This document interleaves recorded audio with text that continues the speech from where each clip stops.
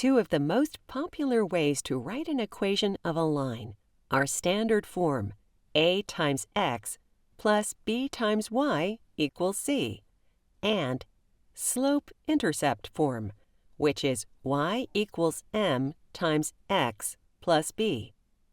In this form, m is the slope of the line and b is the vertical, or y-intercept. The two forms can be used interchangeably. An equation can be written in standard form or slope-intercept form to help find different pieces of information about a graphed line.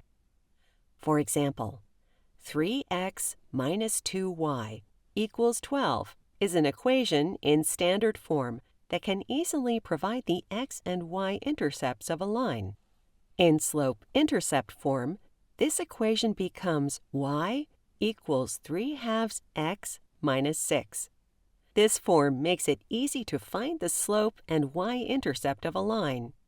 Is there a way to pick out the slope from the standard form of a line?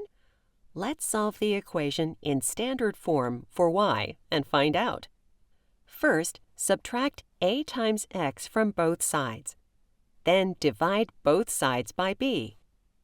Now y equals negative a over b times x plus c divided by b. What do you notice?